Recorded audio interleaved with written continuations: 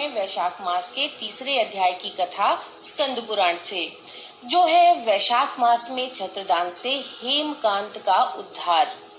नारद जी कहते हैं, एक समय विदेहराज जनक के घर दोपहर के समय श्रुतदेव नाम से विख्यात एक श्रेष्ठ मुनि पधारे, जो वेदों के ज्ञाता थे।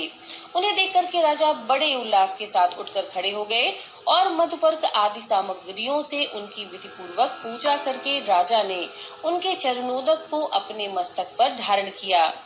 इस प्रकार स्वागत सत्कार के पश्चात जब वे आसन पर विराजमान हुए, तब विदेहराज के प्रश्न के अनुसार वैशाख मास के महात्म्य का वर्णन करते हुए वे इस प्रकार बोले। श्रुतदेव ने कहा, राजन, जो लोग वैशाख मास में धूप से संतप्त होने वाले महात्मा पुरुषों के ऊपर छाता लगाते हैं, उन्हें अनंत पुण्य की प्राप्ति होती है। इस विषय में एक प्राचीन इतिहास का उदाहरण दिया करते हैं। पहले वंग देश में हेमकांत नाम से विख्यात एक राजा होते थे। वे कुश केतु के पुत्र, परम बुद्धिमान और शस्त्रधारियों में श्रेष्ठ थे। एक दिन वे शिकार खेलने में आसक्त होकर एक गहन वन में जा घुसे। वहां अनेक प्रकार के मृग और वराह आदि जंतुओं को मारकर जब वे बहुत थक गए, तब दोपहर के समय मुनियों के आश्रम पर आए। उस समय आश्रम पर उत्तम व्रत का पालन करने वाले शतर्षि नाम वाले ऋषि समाधि लगाकर बैठे हुए थे, जिन्हें बाहर के कार्यों का कुछ भी भान नहीं होता था। उन्हें निश्चल बैठे देखकर राजा को बहुत क्रोध आया और उन्होंने उन महात्माओं को मार डालने का निश्चय किया। तब उन ऋषियों के 10,000 शिष्यों ने राजा को मना करते हुए कहा, ओ खोटी बुद्धि वाले नरेश, हमारे गुरु लोग इस समय समाधि में स्थित हैं। बाहर कहाँ क्या हो रहा है इसको ये नहीं जानते, इसलिए इन पर क्रोध नहीं करना चाहिए। तब राजा क्रोध से विवल होकर शिष्यों से बोला, द्विज कुमारों, मैं मार्ग से थका मांदा यहाँ आया हूँ, अतः तुम ही लोग मेरे आतिथ्य को करो। राजा के ऐसा करने पर वे शिष्य बोले, हम लोग भिक्षा मांगकर खाने वाले हैं। गुरुजनों ने हमें किसी के आतिथ्य के लिए आज्ञा नहीं दी है। हम सर्वथा गुरु के अधीन हैं, अतः तुम्हारा आतिथ्य हम कैसे कर सकते हैं? शिष्यों का ये कोरा उत्तर पाकर राजा ने उन्हें मारने के लिए धनुष उठाया और इस प्रकार कहा, मैंने हिंसक जीवों और लुटेरों के भय आदि से जिनकी अनेकों बार रक्षा की, जो मेरे दिए हुए दानों पर पलते हैं, वे आज मुझे ही सिखलाने चले हैं। ये मुझे नहीं जानते, ये सभी कृतज्ञ और बड़े अभिमानी हैं। इन आतताइयों को मार डालने पर मुझे कोई दोष नहीं लगेगा। ऐसा कहकर वे कुपित होकर धनुष से बाण छोड़ने लगे। बेचारे शिष्य आश्रम छोड़कर भय से भागने लगे। भागने पर भी हेमकांत ने उनका पीछा किया और 300 शिष्यों को मार गिराया। शिष्यों के भाग जाने पर आश्रम पर जो कुछ सामग्री थी, उसे राजा के पापात्मा सैनिकों ने लूट लिया। राजा के अनुमोदन से ही उन्होंने वहां इच्छानुसार भोजन किया। तत्पश्चात दिन बीतते बीतते राजा सेना के साथ अपनी पुरी में आ गए। राजा कुश केतु ने जब अपने पुत्र का यह अन्यायपूर्ण कार्य सुना, तब उसे राज्य करने के लिए अयोग्य जानकर उसकी निंदा करते हुए उसे देश निकाला दे दिया। पिता के त्याग देने पर हेमकांत घने वनों में चला गया। वहां पर उसने बहुत वर्षों तक निवास किया। ब्रह्म हत्या सदा उसका पीछा करती रही, इसलिए वह कहीं भी स्थिरता पूर्वक नहीं रह पाया। इस प्रकार उस दुष्टात्मा के 28 वर्ष व्यतीत हो गए। एक दिन वैशाख मास में जब दोपहर का समय हो रहा था, महामुनि त्रित तीर्थ यात्रा के प्रसंग से उसी वन में आए।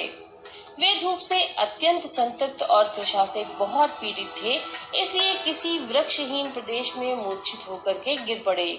देवयोग से हेमकांत उधर से आ रहा था। उसने मुनि को प्यास से पीड़ित देखा। मूर्छित और थका मांदा देखकर उन पर बड़ी दया की। उसने पलाश के पत्तों से छत्र बनाकर उनके ऊपर आती हुई धूप का निवारण किया।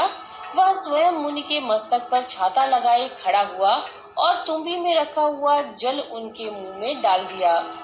इस उपचार से मुनि को चेत आया और उन्होंने क्षत्रिय के दिए हुए पत्ते के छाते को लेकर अपनी व्याकुलता दूर की। उनकी इंद्रियों में कुछ शक्ति आई और वे धीरे धीरे किसी गांव में पहुंच गए। उस पुण्य के प्रभाव से हेमकांत की 300 ब्रह्म हत्याएं नष्ट हो गईं। इसी समय यमराज के दूत हेमकांत को लेने के लिए वन में आए। उन्होंने उसके प्राण लेने के लिए संग्रहणी रोग पैदा किया। उस समय प्राण छूटने की पीड़ा से छटपटाते हुए हेमकांत ने 3 अत्यंत भयंकर यमदूतों को देखा, जिनके बाल ऊपर की ओर उठे हुए थे। उस समय अपने कर्मों को याद करके वह चुप हो गया। छत्रदान के प्रभाव से उसको भगवान विष्णु का स्मरण हुआ।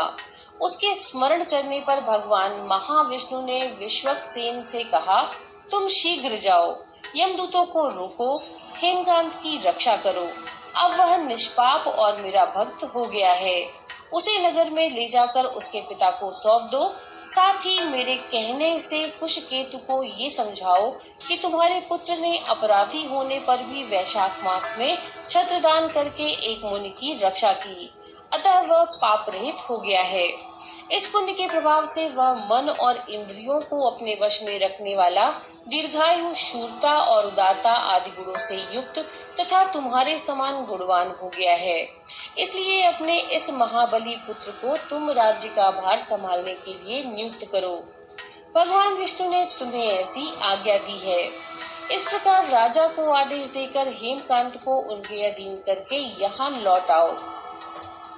भगवान विष्णु का आदेश पाकर महाबली विश्वक्सेन ने हेमकांत के पास जाकर यमदूतों को रोका और अपने कल्याण में हाथों से उसके सब अंगों में स्पर्श किया।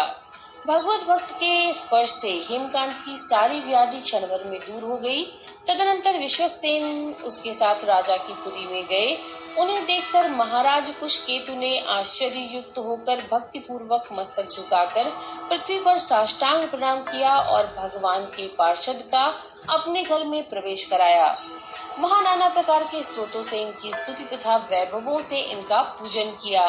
तत्पश्चात महाबली विश्वक्सेन ने अत्यंत प्रसन्न होकर राजा को हेमकांत के विषय में भगवान विष्णु ने जो संदेश दिया था वह सब कह सुनाया। उसे सुनकर के कुशकेतु ने पुत्र को राज्य पर बिठा दिया और स्वयं विश्वक्सेन की आज्ञा लेकर उन्होंने पत्नी सहित वन को प्रस्थान किया। तदनंतर महामना विश्वक्सेन हेमकांत से पूछकर और उसकी प्रशंसा करके श्वेत द्वीप में भगवान विष्णु के समीप चले गए। तब से राजा हेमकांत वैशाख मास में बताए हुए भगवान की प्रसन्नता को बढ़ाने वाले शुभ धर्मों का प्रतिवर्ष पालन करने लगे। वे ब्राह्मण भक्त, धर्मनिष्ठ, शांत, जितेंद्रिय, सब प्राणियों के प्रति दयालु और संपूर्ण यज्ञों की दीक्षा में स्थित रहकर सब प्रकार की संपदाओं से संपन्न हो गए। उन्होंने पुत्र पौत्र आदि के साथ समस्त भोगों का उपभोग करके भगवान विष्णु का लोक प्राप्त किया। वैशाख सुख से साध्य अतिशय पुण्य प्रदान करने वाला होता है। पाप